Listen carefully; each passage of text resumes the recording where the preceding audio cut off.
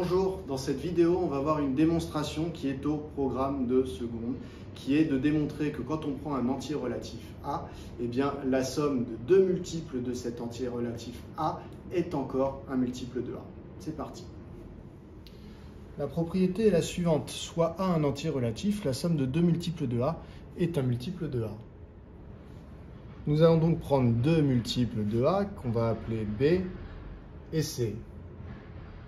Par définition, puisque ce sont des multiples de A, eh bien, il existe K1 appartenant à Z et K2 appartenant à Z, c'est-à-dire qu'en fait, on a deux entiers relatifs K1 et K2, tels que B est égal à A fois K1 et C est égal à A fois K2. Et oui, c'est bien ça, être un multiple de A, ça veut dire s'écrire A fois quelqu'un d'autre, avec le quelqu'un d'autre qui est un nombre, en fait, qui est un entier relatif.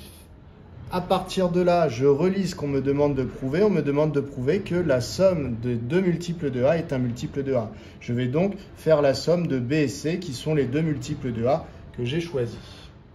Que vaut cette somme?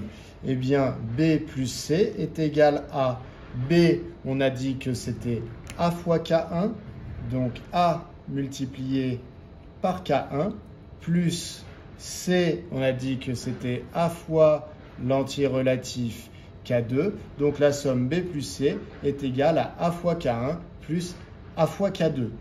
Je m'aperçois que j'ai une somme dans laquelle j'ai deux termes qui ont en commun le facteur A.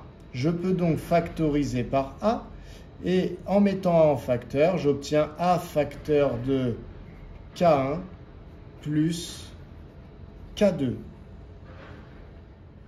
Lorsque j'en suis là, je m'aperçois que finalement, B plus C peut s'écrire A fois K1 plus K2. K1 plus K2, ce qu'il faut bien comprendre, c'est qu'en fait, c'est encore un entier relatif, puisque quand j'additionne deux entiers relatifs, eh bien, j'obtiens encore un entier relatif. Donc finalement, B plus C s'écrit A fois un entier relatif. Si on veut le mettre encore plus en évidence, on peut poser, eh bien, on peut donner un nom finalement à cet entier relatif. K3 égale K1 plus K2. Il se trouve que K3 est bien entier relatif, c'est-à-dire qu'il appartient à Z. Donc finalement, on a prouvé que B plus C pouvait s'écrire A fois K3, avec K3 qui est un entier relatif. Donc ça veut dire que par définition, B plus C est un multiple de A, puisque je vous rappelle la définition qu'on avait déjà utilisée là pour B et pour C qui étaient des multiples de A. Être un multiple de A, c'est s'écrire A fois un entier relatif. Donc là, on a prouvé que B plus C pouvait s'écrire ainsi.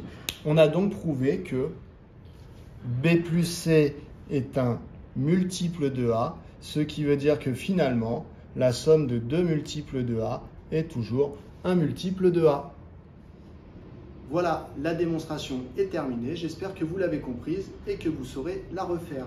À bientôt.